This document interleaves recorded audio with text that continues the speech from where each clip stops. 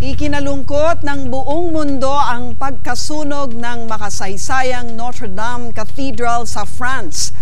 Naisalba naman ang mismong simbahan pero gumuho ang spire ng cathedral. Narito ang report. Mag-aalas 7 ng gabi oras sa Paris, kasasara lang ng Notre Dame Cathedral ng sumiklabang malaking apoy.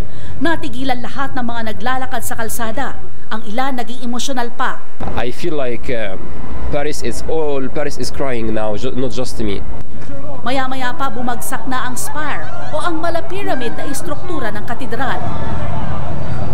500 bumbero ang nagtulong-tulong para hindi na kumalat ang apoy.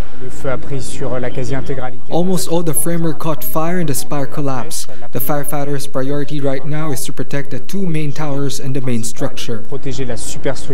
Pero 9 na oras pa ang lumipas bago tuluyang naapula ang sunog. Nasagip naman ang pinakasimbahan pero natupok ang bubungang nagsilbing importanteng bahagi ng Paris skyline sa loob ng 8 siglo. Hindi pa tukoy ang mitsa ng apoy pero sumasailalim sa renovation ng cathedral ng magkasunog. Nahirapan naman daw ang mga bumbero na abutin ang pinaka-source ng apoy. Kulang din daw sa safety features ang katedral. Apparently, there's no fire system, no security system, nothing in place.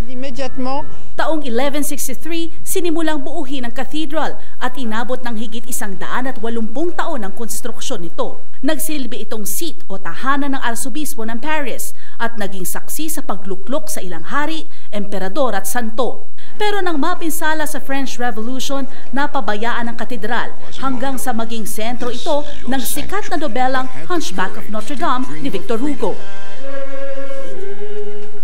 Marami ang nalungkot sa nangyari sa cathedral. Ang iba't ibang world leaders nagpaabot na ng pakikiramay. Ang Malacanang umaasang maipapatayo pa itong muli. Pangako naman ni French President Emmanuel Macron, gagawin ang lahat para mabuong muli ang Notre Dame Cathedral. Umaaksyon, Faye Tobias, News 5.